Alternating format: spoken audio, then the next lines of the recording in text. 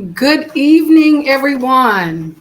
My name is Lavelle Bruce, Vice President of Alpha Kappa Alpha Sorority Incorporated Epsilon Chi Omega Chapter. And on behalf of our chapter president, Mrs. Teresa Moses, I bring you greetings and a warm welcome to our virtual gathering. We are thrilled to have you join us today for this special webinar on prioritizing heart health. As we embark on this journey together, we recognize the importance of cultivating a heart-healthy lifestyle and the positive impact it can have on your overall well-being. In the midst of our busy lives, it's easy to overlook the significance of cardiovascular health. This webinar aims to shed light on the critical role that our hearts play in sustaining a vibrant and fulfilled life. Our purpose is to empower you with knowledge, insight, and practical strategies to prioritize and enhance the health of your heart. Throughout this session, we'll delve into the intricate connection between mindfulness and heart health. Yes, mindfulness and heart health, exploring how conscious living can positively influence cardiovascular well-being. Our expert speakers share valuable information backed by the latest research and provide actionable tips for incorporating mindful practices into your daily routine. Whether you are looking to prevent heart-related issues or seeking to enhance your existing cardiovascular health, this webinar is designed for you. Let's embark on a journey towards a heart-healthy lifestyle, prioritize self-care, and cultivate mindfulness for a resilient and joyful heart. Thank you so much for being a part of prioritizing heart health, a step towards a healthier you. Buckle up. Let's get started.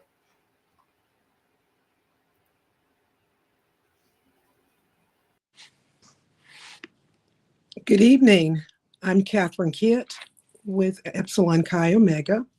I will be introducing the two speakers. I will start with Alethea King. She's a licensed professional counselor and supervisor candidate. She is the owner of Choices Abound Counseling Services, LLC, located in Darlington, South Carolina. Ms. King works with adults dealing with grief, depression, and or anxiety. She has 25 years of experience in mental health counseling. She has professional affiliations with South Carolina Clinical Mental Health Counselors and South Carolina Employee Assistance Association. Ms. King has provided presentations on college campuses and for professional, industrial, and civil organizations discussing topics such as mental health, awareness, self-care during the pandemic, and bullying. She is also the clinical expert for the South Carolina United Methodist Conference through their Clergy Care Initiative. This initiative allows clergy access to mental health and self-care resources. She is also I lost my place, I'm so sorry. She is also a faculty for Grief Share through Cumberland United Methodist Church. Ms. King is a proud graduate of South Carolina State University, earning a Bachelor's of Science degree in psychology and has a master's degree in counseling from Webster University. Ms. King. And next, I will be introducing Ms. Rosalind Moore. She is the CEO of Caring House Calls and CEO and health psychologist for Moore Care Therapy, located in Florence, South Carolina. Rosalind is 15 years working with children and geriatric population in the areas of anxiety, depression, LGBTQ+, and psychosocial stress related to health.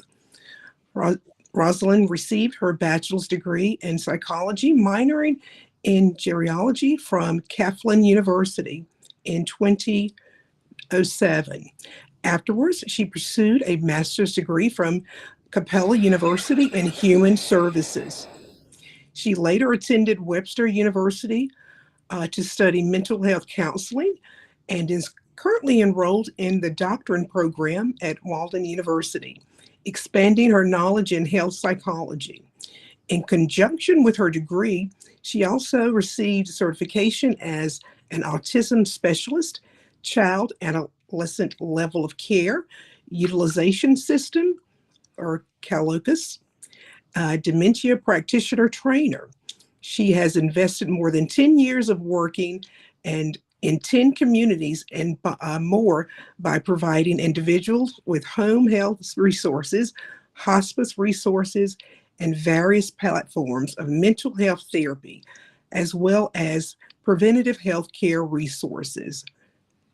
Ms. Moore, thank you.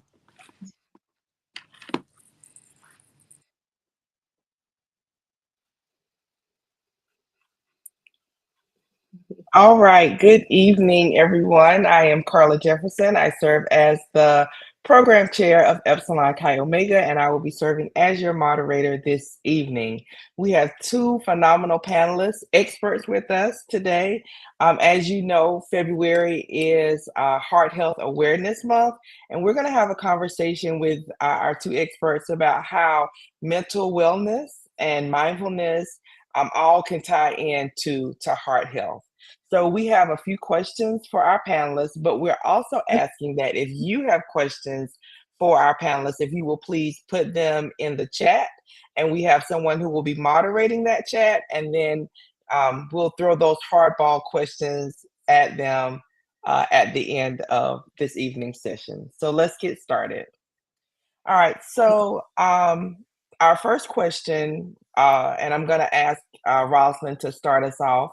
How does chronic stress impact heart health? And then what are effective strategies for managing stress to promote overall health?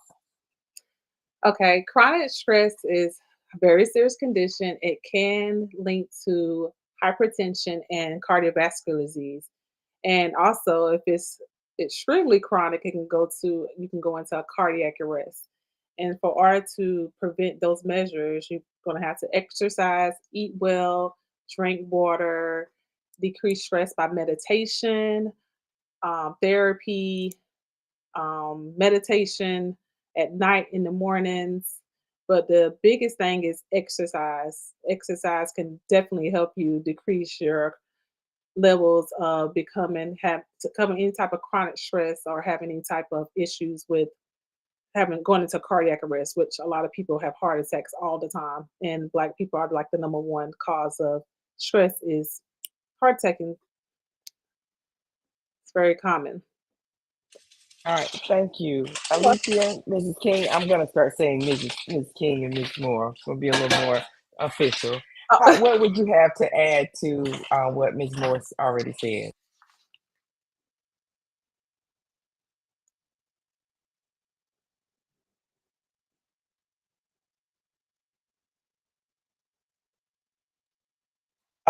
So Ms. King, we can't hear you. So let's see if we can do some troubleshooting with your audio for just a minute. And while we're doing that with you, Ms. Moore, you shared like eating healthy, exercise, meditation. Let's have some conversation about like how do I start with that? Because somebody's like, oh, that's none of those are gonna work for me. What's the best way to get started? I would say if you're in the neighborhood, walk around your neighborhood. Put some music on, talk to a friend, and next thing you know, you don't walk 1 or 2 miles. That is the quickest way to get your walk in and start getting that heart up. A lot of people do that. That's how the way I started. I started in my neighborhood and I ended up walking maybe 2 miles a day, just talking about how my day was. And that was a de-stress for me because I see clients all the time. And some my clients that I said meditate, and then it's like, what? Hey, if you got an Apple phone, go to that meditation app. It's take 2 to 3 minutes. Trust me, it's like a reset. It'll change your mind. So those are like the two simple ways that you can start off with meditation and decreasing your stress. Okay, I agree. And think about what advice would you give someone who maybe works at a desk all day, and maybe they work very long hours and they're saying, my day starts at 8 and sometimes I don't get home until 8. What are some ways that I can make some adjustments there? Take a break. I know it's like, oh, we can't take a break. Say, hey, can you come up here for 5 minutes? Just everybody needs like some debriefing time. If it's just sitting in your car or going out and getting some fresh air, just take a break because working in healthcare, it can be very stressful, especially if you're in a high volume office. It can be very stressful. You have the clients, people calling the phone, the patients, the clients, so whatever you call it. You have the doctors demanding what they need, people coming in, they're stressed out about their health. So always having the time to take a little small break. Um, if you go in the break room, put that meditation app on right quick. It's a little quick reset. But those are one of the main things you can do to help reset the body and the mind. All right. Thank you so much. You're welcome. All right. So right now you are the speaker of the hour. I see. Till we get Mrs. King's sound back working. So I'm gonna go on to the next question and then we'll come back to her once we get her up and going. All Sounds right. good. So you did share a little bit about the mindfulness app on if you have an Apple phone. Mhm. There's also like an app, it's a website, it's called Calm. That's another option. But what are other tips like because sometimes that's difficult to transition to when you're used to go, go, go all the time. So Mhm. what are some tips like on incorporating those mindfulness practices into a daily routine? Because um, there is there's the saying that you have to do something so many times before it becomes a routine. So what are some mindfulness practices that people can easily incorporate into their daily routines to enhance mental health, better mental health and emotional resilience? Um, I would say start early in the morning before you brush your teeth. Do some meditation and some prayer. Maybe a midday if you feel like you're highly stressed. Maybe try to take a little break. And at the end of the day, hey, I would take out my end of the day. I do walking because that's best for me. I go exercise. I go to the gym, spend an hour and a half and 2 hours. That's good for me. But whatever's good for the person, like, hey, I don't have time for the gym. That's why I said incorporate walking in your neighborhood or spend some time by yourself for at least 30 minutes and try to correlate with your thoughts and meditate on that and try, hey, what did I did today? How can I correct that instead of beating yourself up and meditate about it? I think that's best. And then we can decrease stress. Food is very important. We don't want to eat any type of ultra foods that we don't need because it can cause a lot of stress in our bodies and brains. They are actually bad for us. So during the day, try to eat a little bit more healthier than going to the McDonald's or Burger King drive-thru. Okay, so when you say healthier, what would be some suggestions that you could offer our audience? I would say avoid fast food as much as possible. Maybe more fruits and vegetable shakes are really good. Sometimes I spend my day just having shakes and protein bars, um, just to reset my mind and brain. And sometimes like, oh, let me get some meat and some veggies. They're real good. I try to cut out the carbs, but it's always most of the time clean because you'll be amazed how much fast food is correlating with your brain activity. Because if you go to McDonald's, you're going to feel extremely tired. That means the food is not good for your body and your mind, and your brain controls everything. So we want to feed our brain good things so we can put out good things. I could take the Big Mac off my list, right? Scratch it out, Carla. Let me write that note down. No Big Macs. Okay, gotcha. All right. So our next question talks about social connection, and especially like even though we are quote unquote post pandemic, right? I think we saw the effects of being in isolation, to protect ourselves body wise, but and so in some places, like I'll hear the younger the younger generation say, we outside, so let's talk a little bit about like social connection and the role that it plays in supporting mental wellness and consequently cardiovascular health. Actually, having a social connect is actually really important. It's always good to have I look at it as a support system for day by day because it helps with our mental health, and everybody should have one. I mean, I have a social support system, but I got a lot with my sisters, so everybody needs one, and it helps with anxiety, depression, stress levels because you get a time to vent to a person about what you have going on and having the output and having somebody there to listen to actually love and care about you. And then when you get to do that and verbalize your feelings and stuff, your stress level goes down. So when that goes down, the hypertension goes down. Like, oh, okay. Because when stress goes up, I know all about it. Your hypertension can go up, and you're highly at risk, especially Black women, for heart attack. It's like a silent killer. I walked around with it for about a week, and I was like, whoa. But having that debrief and stuff, next week I was in 120. So having a social connect and talking to someone about what you have going on, work is always stressful for people. Talk to that friend at work or your mom, your parent, your spouse. It's always helpful. Oh, okay. That awesome. So I'm thinking we've got a couple of guests who are watching with us. So remember, we want this to be an interactive experience. So Yeah. please add your thoughts in the chat, add your reactions. So I want everybody to give us a quick reaction or a drop in the chat, like who's your go-to person? Like who's your go-to person? I have a Mhm. couple. But like a lot of them are on some of the on the screen or in my sorority sisters. Mhm. Everyone knows that Cassandra, she's my go-to person. She's the one. I don't know. Cassandra might make my heart rate go up higher than lower, but Oh, no, but she also takes me back down too. So everybody do us a quick favor in the chat and shout out who's that social connection person that helps to play that mental wellness positive impact for you. Give them a shout out because that relationship I'm sure is extremely important. absolutely. All right, let's see. Oh, I see Shamika, her husband or her bestie. Thank you for sharing.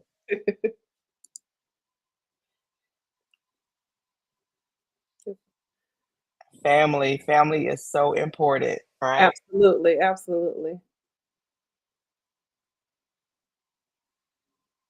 Family, Yeah, husband, our parents. yeah.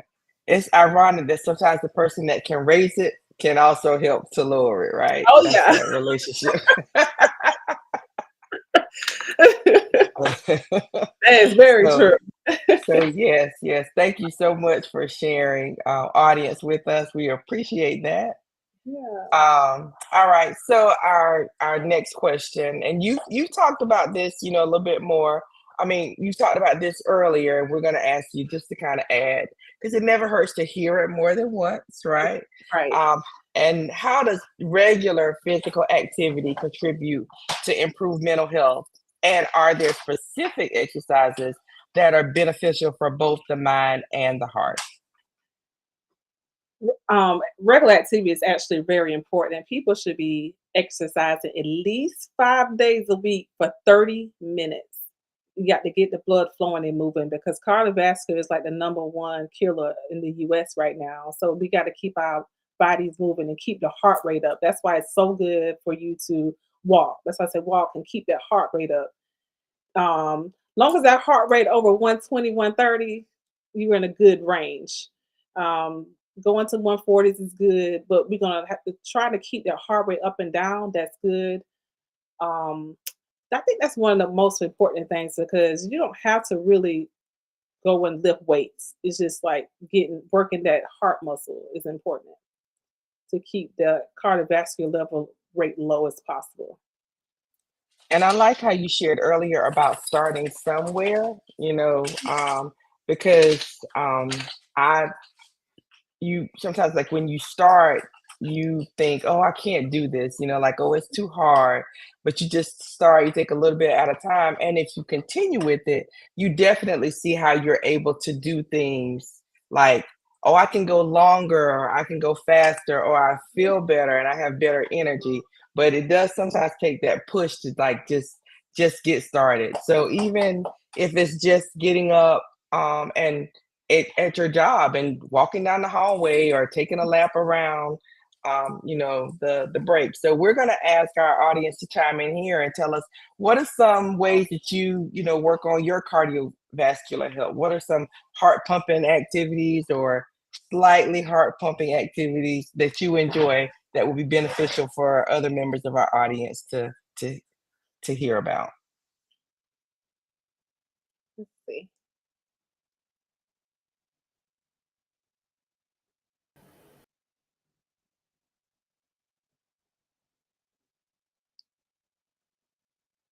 Uh-oh, somebody got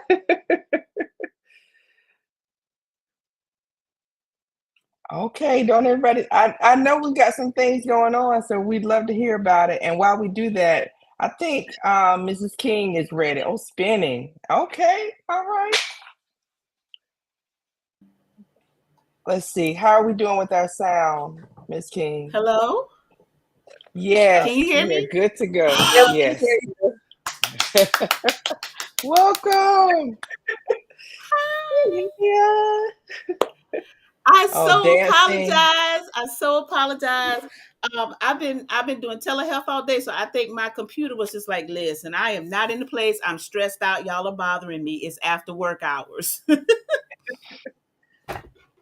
No Oh, problem. It worked out perfectly. And so right now, and we'll come back with them. So now you're going to be on the hot seat next, Mrs. King. Yes. Right now, we have our audience who are sharing like their cardiovascular exercise, like their go-to. So we have a lot of ideas in the chat.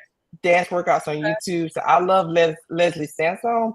I probably have almost every video that she has, from 1 mile all the way to 5. But every now and then I'll still pull her up on YouTube and like just find a different one. So Zumba during gym classes. That's good. Yep. Listen to music. When you hear your favorite song come on, like when it says for the 99 and 2000s, that's all I need to hear. I'm ready to go, right? That's right. Oh, Yeah. so Hannah has a question. YouTube favorites. All right. So that's we can go with that. Let's see. Silver sneakers. Silver sneakers. Okay. All right. Y'all keep those ideas coming because they're grabbing them. People are grabbing them. So that's Right. awesome. All right. So we are going to go back to the top. All right. And we're going to talk about that chronic stress impact on heart health with you, Ms. King. all right. Good evening again. I'm all off kilter now, so that my technology was stressing me out. um, Chronic stress can impact heart health. And The thing about it is that when we're stressed, a lot of us worry. A lot of us might consider ourselves worriers, and those things over time can impact our heart health. And so we have to learn ways how to manage that worry. I'm not going to sit here and tell you to never worry, because that is unrealistic. But we may have to figure out ways to figure out how we can control how we react to situations, versus always stressing out about them. Um, I would say that one of the things that I would say is that maybe journaling. If you're someone who is an internalizer, you worry a lot, you overthink a lot, all of that stuff causes stress that could then impact your heart. You may need to journal, have a quiet time to sit and journal to get some of those thoughts out of your head. Also, it may be also helpful too, to be realistic about who you are putting your energy into, because sometimes we're around people that have a lot of negativity, and if we already got our own stuff going on and that bothers us and that increases your stress, and then it's a whole cycle. So two things right off the bat I would say is to journal, to get some of those thoughts out of your head, and to monitor who is around you and what kind of energy you're allowing people to pour into you if it's causing you a lot of stress. Absolutely. That's awesome. Thank you so much. So, Ms. Moore, is there anything that you want to add to that? No, that's right to the two main things Alethea pointed out. I love journaling, and that's one of the more things I tell my clients to journal and be mindful of the company around you. All right. So we also talked about some mindfulness practices. And what tips do you have for our audience regarding like incorporating mindfulness practices into your daily routine? Well, can I do an activity with everybody right quick? Absolutely. Okay. Absolutely. All right. So I need everyone to. I'm assuming that we're all sitting. I'm hopeful that no one is driving. But if we're all sitting down, if we could kind of sit back in our chairs, let me sit up some. If we can all kind of sit back in our chairs and relax a little bit, get comfortable. All right. And I just want us to take a few moments of taking a couple of deep breaths, if that's okay with everyone. So is everybody game? I'm assuming yes, because I can't see anybody. So, all right. So what I want you to do is sit back, get comfortable, relax your shoulders. And I want you to inhale to the count of 3. Ready? Inhale. 1, 2, 3. Hold it. 1, 2, 3. And exhale. 1, 2, 3. And let's do that 2 more times, if that's okay with everyone. We're going to inhale to the count of 3. 1, 2, 3. Hold. 1, 2, 3. Exhale. 1, 2, 3. And we're going to do that 1 more time.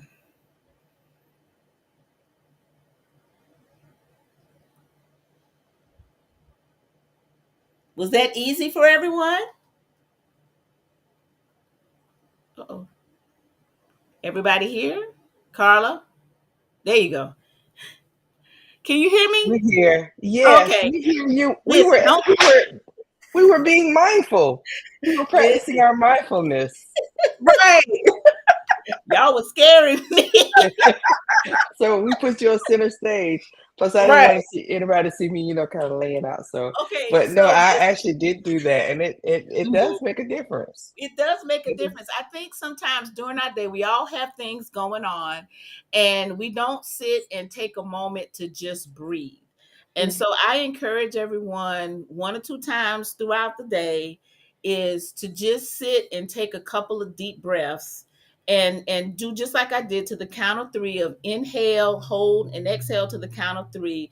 And I'm not, it's not going to do great things for you. It's not going to change your life or pay your bills, but it will give you a moment to just sit in a peaceful place. Right. And it gives you a moment of stillness. And what I found is women especially, I can't say not for men, but I know for women especially, because we tend to multitask a lot, which is not the most healthiest thing. That's a moment where we can just sit and be still for that minute or 2 minutes that you're doing it.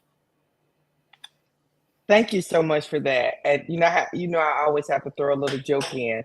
So one of our favorite TV shows in my household is Family Matters. And so remember the mindfulness exercise that Carl used to have to do when Steve kind of got on his nerves, and he'd say, 3, 2, 1, 1, 2, 3. What the heck is bothering me to de-escalate? That brought that back to mind. But no, thank you. That was excellent. And it's easy to do, right? To incorporate when we're feeling that stress. Right. Yes. Yes. Awesome. All right. So the other question that Ms. Moore already kind of shared, and we'd love to hear your thoughts on the fact that that's the importance of positive social connection in supporting mental wellness, and then in turn cardiovascular health. Yes, I mentioned earlier is that being mindful of the company that you keep. If you tend to be around a lot of people who have a lot of conflict going on, a lot of negativity, a lot of drama and chaos, that can marinate in your spirit and cause you to feel stressed out. And a lot of times what happens is people don't really realize what's going on, but it's really the energy that you're taking in. Rosalind would know this term. We have a term called synergy. And synergy is the energy two people are having together between one another. And so it could be good or bad.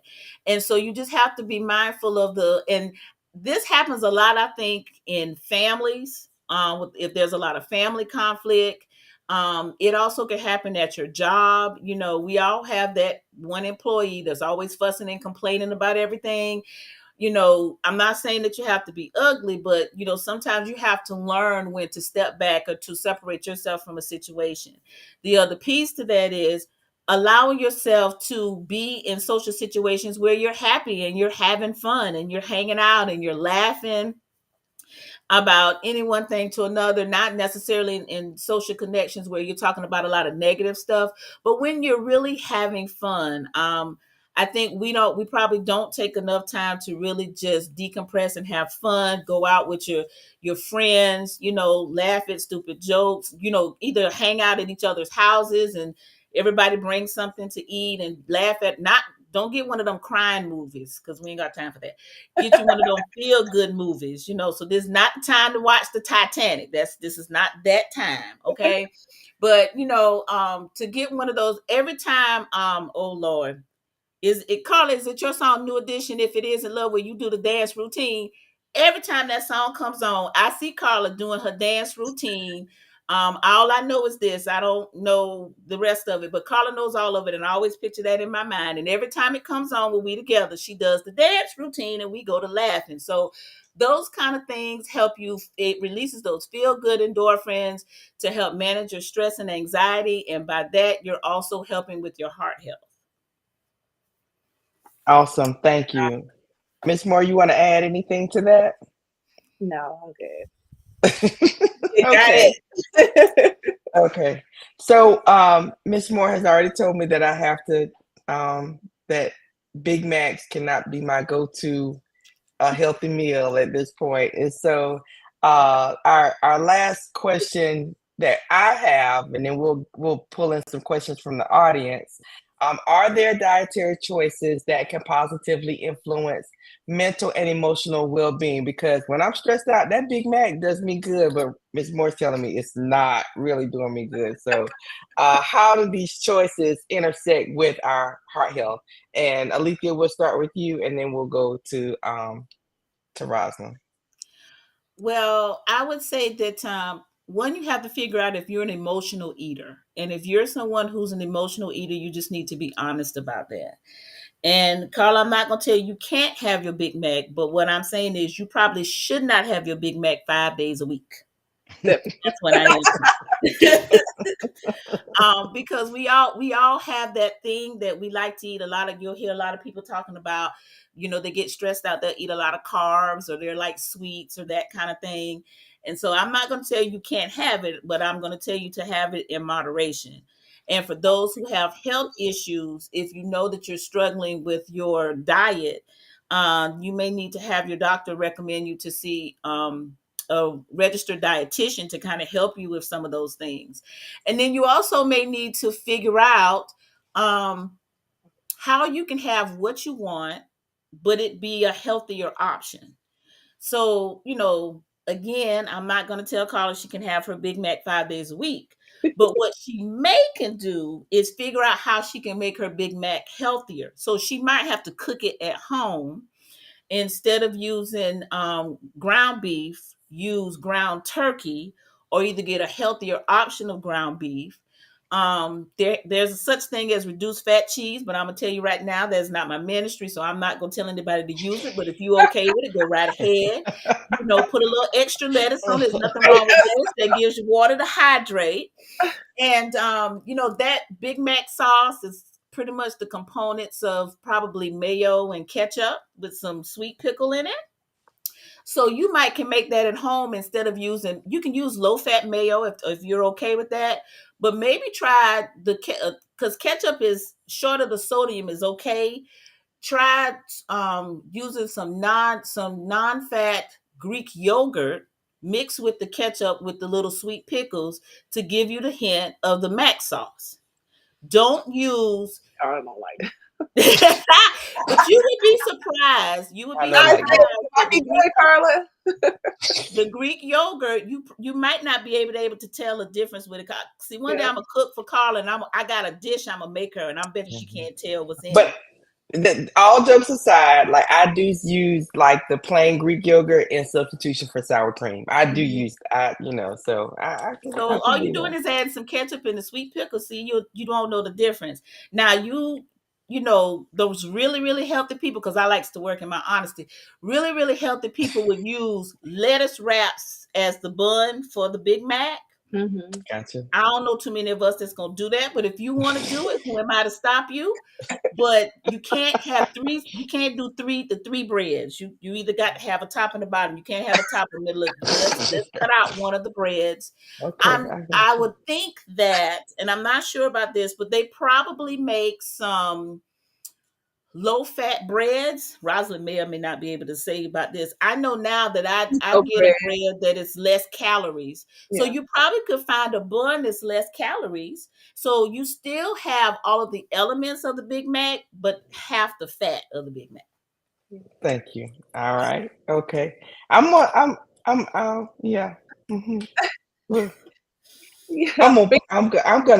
gonna do it. I'm making a commitment now to do it. Just try it. All right. That's all you got to do. Just try it. But basically what you're telling us is look at the meal and find healthier substitutions, right? We feel like we gotta have it, we're not gonna we can't live without it, then we can maybe make some healthier choices. So that's great. And we also got some great suggestions in the chat as well. All right, so Roslyn, you're up. Healthy options for food. Me, if I want a burger, I do keto bread. I'll leave the other. She says healthy options is keto bread. And if I buy ground beef, it's between 93 and 96% like lean. So you have to cook it very light, but it has no fat in it. And put some olive oil mayo on there and some sugar-free ketchup, and you got you a good burger. It tastes good. So that's what I eat when I want me a good burger. I do that. For pasta lovers, pasta is not good. It can actually increase your hypertension. You can use protein pasta and use that with some chicken breasts. You can use those for people like pasta, and you can have fries, but you can make your home fries. So having to be all those cholesterol, basically it's just the cholesterol in the foods at the fast food places that bringing up your hypertension that can cause cardiovascular disease because it's compounded in your bloodstream, and then next thing you know, you got a heart attack. Gotcha. And we're getting some great ideas in the chat too. Ezekiel bread, wraps, Big Mac bowl. I actually saw I don't know. You know how you join the Facebook groups with like the different healthy foods and stuff like that. And that group, they love taking a Big Mac and turning it into something different. So I said I would try that. So thank you. And so the audience is giving us some really good ideas as well, which is amazing. All right, so those are the questions that I have. So you're out of my hot seat. At this point, we got to put you on another hot seat, the audience hot seat. So Ms. Amberly Scott, who serves as our initiative lead for Empower Our Families, which has a focus of mental health, is going to come on. I'm going to go away for a minute, and she's going to share questions that came from the audience. Oh, there she- Good evening, everyone. So we have had some wonderful questions in the chat. And so we're going to go ahead and start with our first question. So our first question is, I'm having trouble turning my head off while I'm sleeping. What suggestions can you offer so I won't wake up tired in the morning? You want to go first, Alethea? Okay. Suggestions for turning your head off. So the one thing I probably would say is, one, you need to figure out what's going on with those racing thoughts. Typically when we have racing thoughts, something is bothering us. So we need to figure out what that thing is. Again, I would say journaling would help, maybe journaling right before bed, to help kind of get some of those thoughts out of your head. The other thing I probably would suggest is watch what you're eating, drinking, and watching on TV before you go to bed. Some of us like to have something sweet before we go to bed, but sugar actually activates the chemicals in our brain. So having, a Pepsi or a Coke, even coffee, chocolate, those kind of things have caffeine in them. And I know that there are some people that says, "Oh, well, I can drink a cup of coffee and go to bed at night." But really, that's stimulating your brain. Caffeine is a stimulant. So you need to watch what you're eating and drinking before you go to bed. I would also say watch what you're watching on TV. We all have our shows that we like to watch. And whatever that 10 o'clock show is that you love, maybe a little bit too stimulating for you. So if you've already got something going on that you're stressed about, and then you go and watch, I don't know, Power, because I don't watch Power, but I know that was a thing to watch Power. And everything that's going on with Ghost and this, and I Can't Believe, and all of this, all of that stuff is stimulating you. So you may want to cut out any kind of stimulating things before you go to bed at night, because our brains never turn off. Our brains are working 24/7. They have to. That's how we stay alive. But what you don't want to do is be stressing about whatever that thing is. So trying to find ways to de-stimulate yourself. So I would say journaling if there's an issue that you have going on. And if the journaling is not helping you, then you might want to, and I don't want to take over all of Rosalind stuff, but it might be time to see somebody about that. It might be time to see a therapist so that you can figure out some ways to resolve some of those issues. Great. Thank you so much. Ms. Moore, do you have anything to add? Yeah, journaling, absolutely. Reading, come up with a bedtime routine. But like Alethea said, see what's it calling your mind to race all the time, because that's basically anxiety. And if that doesn't work, the stuff that she gave you, it's definitely time to see a therapist. But definitely try to do a bedtime routine. Don't watch TV 30 minutes to an hour before bedtime. If you have a friend that has a lot going on and she's talking to you, you going to bed, your mind's going to be racing because you're trying to process what she said. Those are natural things that people go through day to day. But if you can't control them, it's definitely time to see a therapist. Okay. Thank you for that advice. So our next question, my BPM is 52 now. What is a quick fix?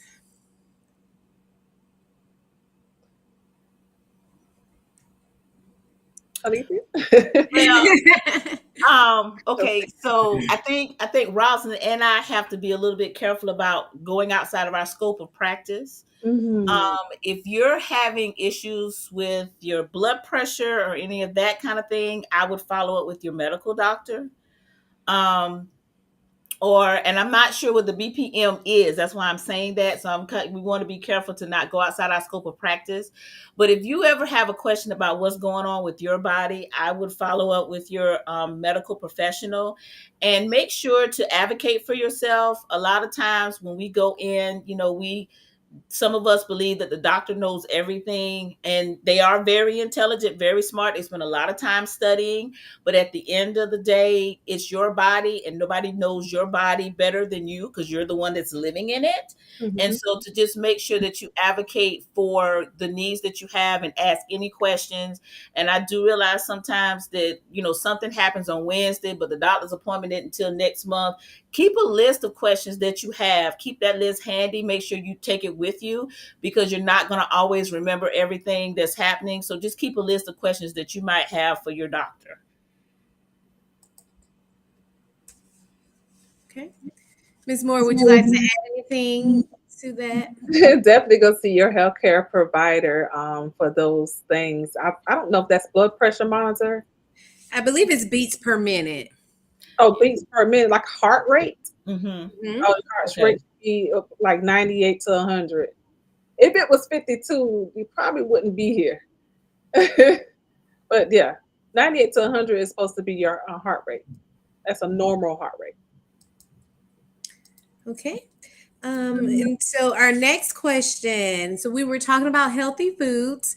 And so the question is, what about sweet potato fries in the oven? That's very. That's a good choice. Mm-hmm. I actually like sweet potato fries. I in the love Me too. and if you're going to eat them, the best way to eat them for healthy in the oven or in the air fryer. Mm-hmm. Oh wow. Okay. Because you're not involving any oil, so there's no cholesterol. Mm-hmm. So it's very healthy. Great. All right, audience. If you have any other questions for us, we'll take about a few more seconds. And I'll take a look to see if we have any questions before we move on to our next portion.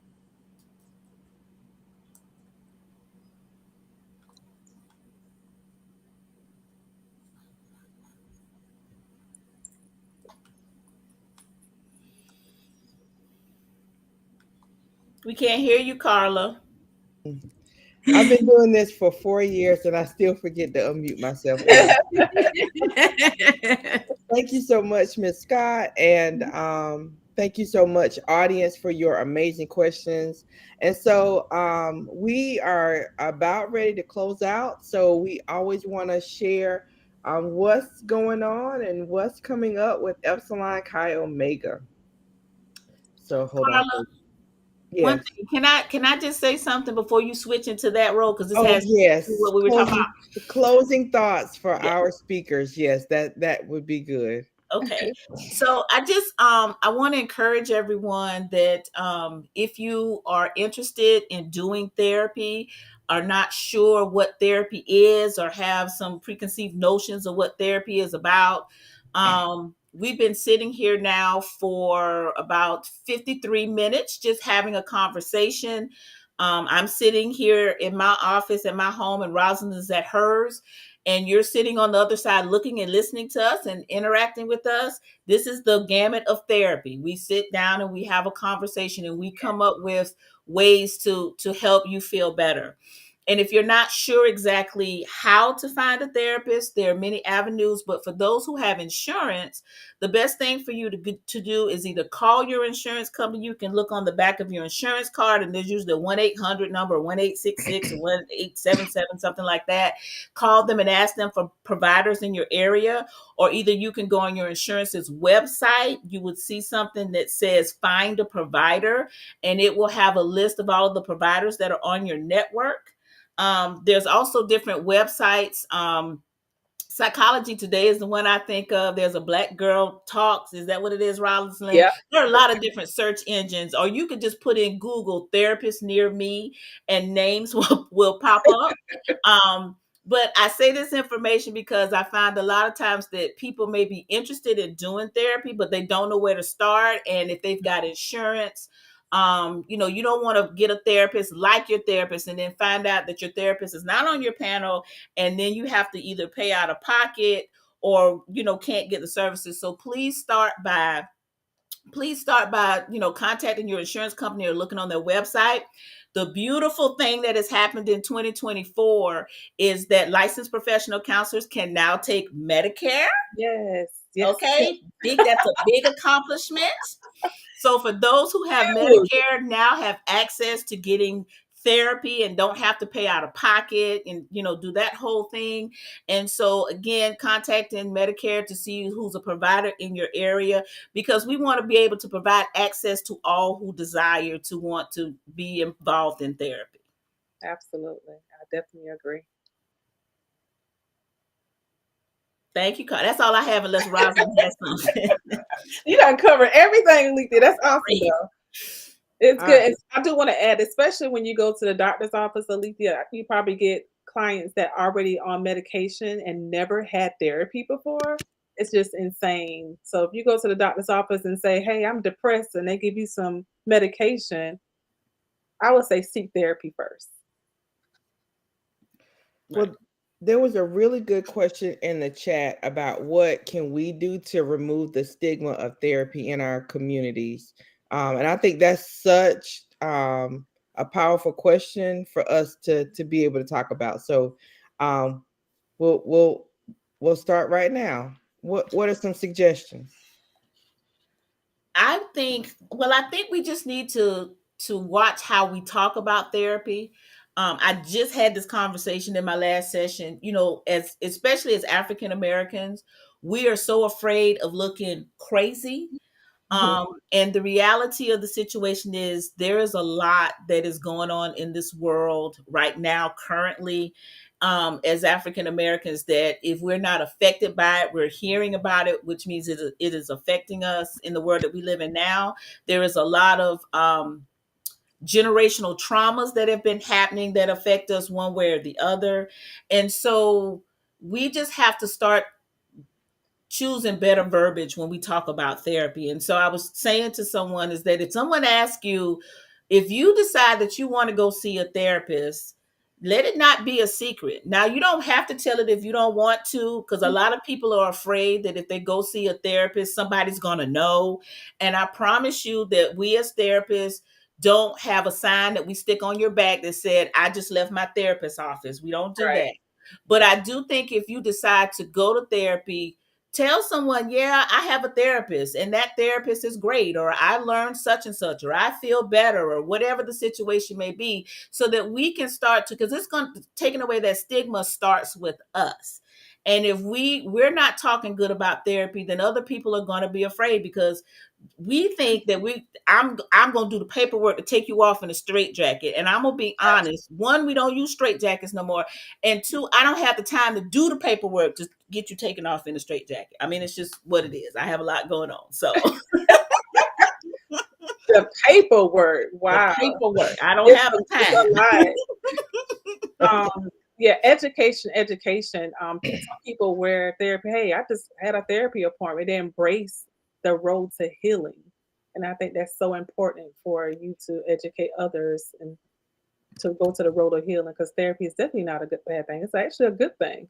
People come out there feeling hopeful about themselves, and that's the key and the goal for life.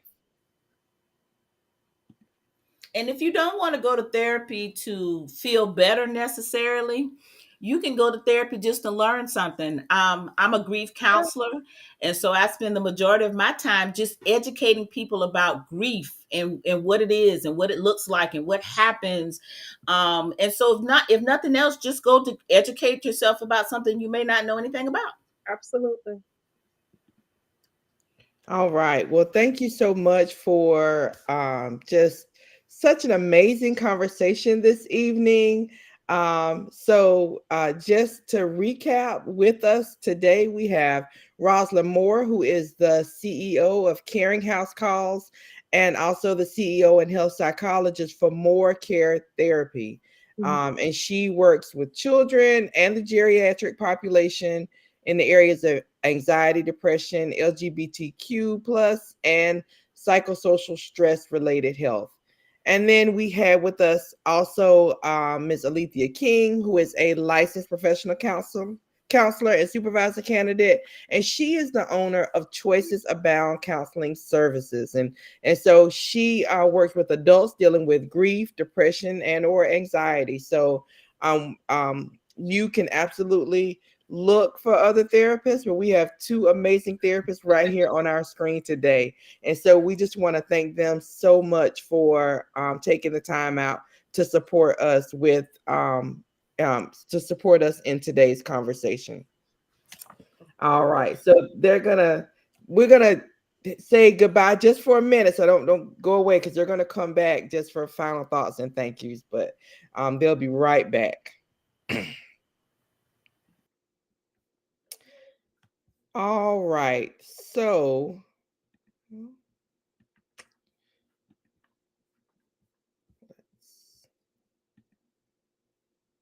all right. So it is Pink Goes Red 2024 is coming upon us. But remember, February is Heart Health Awareness Month. We don't have to wait until February to start being to focus on prioritizing our heart health, and it doesn't have to end. But tomorrow definitely is Wear Red for women, and the women of Alpha Kappa Alpha Sorority Incorporated for a day will wear intensified pink for heart health awareness. And we've had a whole schedule of activities this week. So if you follow us on social media, go back and look to some of our earlier posts this week that talked about some of the same things we talked about in our wellness webinar today. So we talked about heart health and exercise and mindfulness and healthy eating. And so tomorrow we'll go red. On tomorrow and Saturday, we have our Pretty Girls virtual 5K, which helps to support our local and community programs. And you can find that particular event. You can register for that event on Eventbrite, and I am going to drop that link here in the chat. You can register. And so because it's a virtual 5K, remember, it's more talked about starting small. So you don't have to do that 3.14 all in a day, right? You can, we're going to spread it out over 2 days, and you can do maybe 1 mile here, 1 mile there, 1 mile on Saturday. You can do it all at one time. You can break it up to get that 3.14 miles in. And then on Saturday, also at 11:30 a.m. at Hope Health, we have our Pink Goes Red healthy cooking class. And so you can find all of that information if you want more information. There's our image for our virtual 5K, and then you can find all of that information on social media. It's Epsilon Chi Omega on Twitter, Facebook, Instagram, and YouTube, or our chapter website, which is ECO-1908.com. And I'll put our chapter website in the chat as well. Also, one other thing that we would like to share is, and this is for women only. Let me get this off. Naomi Day is scheduled for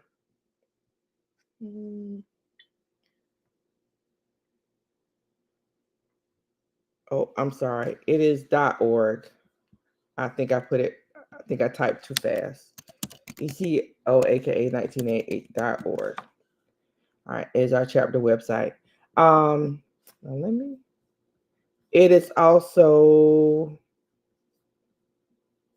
I might have to go off so I can show you the screen, but Saturday is Naomi Project Day. It is for women only, all right? But on Saturday is Naomi Day, and they are asking people to support. So I'm going to move out of the way so that you can see that.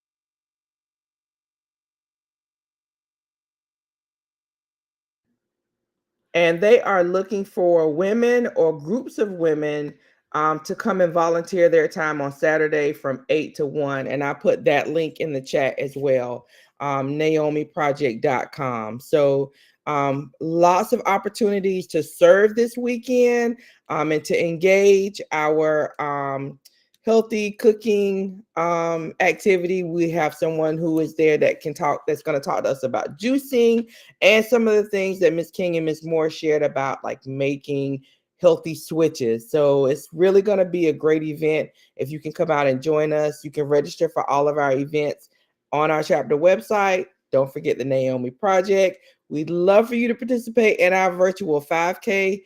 That link, all of that information is definitely on our website and our social media spaces for you to be able to register. So at this time, I'm going to say goodbye. I'm going to bring back Ms. Moore, Ms. King, and our president, Mrs. Teresa Moses, who's going to close us out for this evening. But thank you so much for joining us. Continue to follow us on social media, and we hope to see you soon.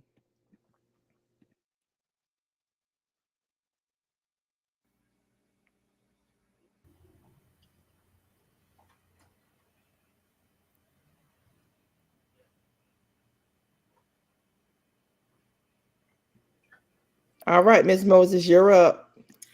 Well, thank you to, you said Ms. Moore or Ms. Moses? Moses. Okay. Well, thanks to everyone for attending this evening. A lot of information, great information. And yes, there is a stigma in our communities about mental health. And I can say that if we can all take time to learn from the information that has been given by these two fantastic therapists here, I think we can do a little better. Have you ever thought about hugging yourself just to show yourself that you love yourself and that to give yourself that moment to say, I am somebody. So don't forget these young ladies. Don't forget Miss Alethea King. Don't forget Miss Rosalind Moore when you want to seek therapy. And look, Alethea said therapists have a lot going on. They may need to look. I don't want to be on the chair with them. I want to be on the chair so they can help me. So everyone, thank you for attending, and I greatly appreciate it, especially our panelists and my chapter that put this together. Thank you.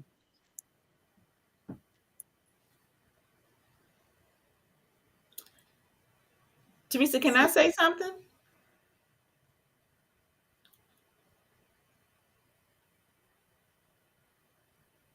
I don't know if anyone can. Ralston, can you hear me? I can hear you. Okay. I saw in the chat someone said about dropping our information in the chat. You can reach me at 843-992-7363. Again, that is 843-992-7363. That is Choices Abound Counseling Services. If I can't serve you, I will help you find someone who can. And you can contact me at 888-918-2415 or contact@morecaretherapy.com. And just as Alethea say, if I can't help you, I'll probably send you to her.